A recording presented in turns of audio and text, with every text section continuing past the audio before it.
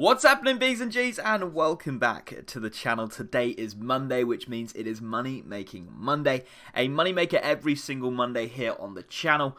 So if you've missed any of the previous ones, there's about 35 plus money makers up in the top right corner. Give that playlist a click.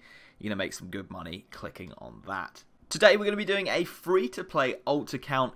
It is a very good build. It has a few requirements. It's going to take a little bit of time to make, but once you've got it, it's definitely going to be a good account that you could probably progress into members a little bit later on. What you're going to want to do is the Corsair's Curse. Now, this quest has no requirements whatsoever, no levels, no money, nothing like that. You just do it. It's a very short quest. I'll leave the guide in the description if you wanted to do that, if you haven't already done it.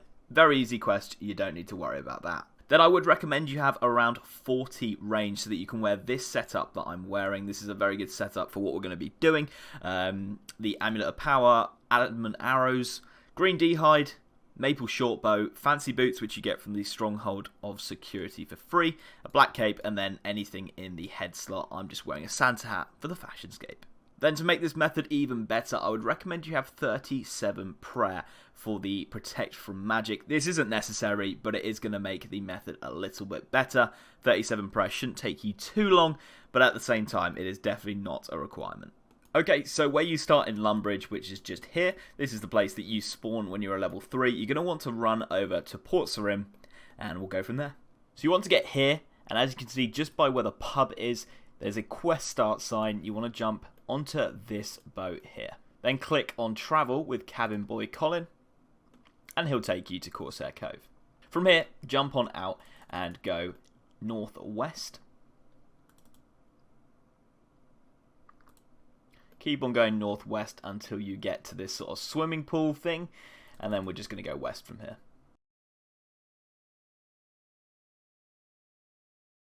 Once you've walked enough west, you will see this hole. Click enter, and you're ready to go. So now you're down in the cove. We're going to hop into a free-to-play world. So as you can see, we've got quite a few people doing it here. There's quite a good spot over here if you just walk on. So here in the cove, we're here on the right side where we walked over. Obviously on a world 16, which is a free-to-play world, and there's currently nobody here. So what you want to do is attack the warriors if you don't have 37 prayer. If you do have 37 prayer, you can attack the shamans as well. That's one there, an Ogress Shaman. If you don't, just go for the warriors because they are not going to be able to hit you if you're stood here. I'll show you a few other safe spots as well, and I'll show you what these guys drop on screen.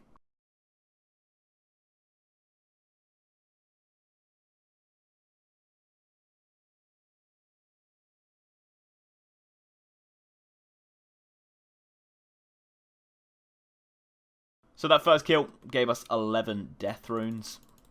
Let's have a look. How much is 11 death runes worth? So that kill gave us 3.2k. Not a bad kill at all. So that is one of the safe spots just here. Then where we dropped in to start with is another safe spot. If we go on over here, as you can see, the shamans, they use magic, which means you can't safe spot them. Then another one is just here where this guy stood, and the other one is stood here / here, depending on where the ogre or ogress decides to spawn. If you travel down here, there are more ogresses and there are a lot more safe spots that you guys can find. Also, in this little corner, there is food spawns, so if you ever run out of food, you can go and pick up the bread. You can pick up all of this fish as well and decide to cook that if you need to. And it just gives you a little bit of health if you do need it. If you're running dry and you don't want to jump back onto the bank, you could just decide to go and do that. Now, once you found your favourite spot, I'll show you how to get back to the bank and get a quick bank going. Okay, so we're back where we started. This is where we jumped down the hole. So this is where the initial safe spots are. Climb back up the ladder, and this is the hole that we jumped down earlier. You're going to want to go back east, and as you can see, there's a bank just there, not far at all. You can use that, and that way you can stock up on supplies, bank everything that you've made, and realistically, it's a really good way of just keeping a shitload of food in there, a shitload of arrows, everything that you need, and you don't need to leave this area at all. Now, obviously, I was killing those ogresses very, very quickly because I have 97 range, but if you're on 40, every kill is going to take you a minute or so, depending on your RNG and stuff, so it's a very AFK method once you are at a lower level. Killing ogresses is around 100k an hour. You can get luckier and get a few rune item drops, but it's all depending on RNG. You're looking at about 100k an hour, which really is not bad at all.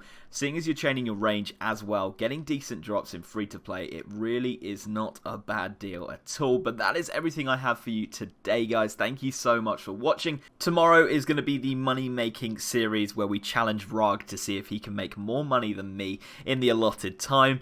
Hopefully you guys are looking forward to that. I hope you have a good day, and I'll catch you tomorrow.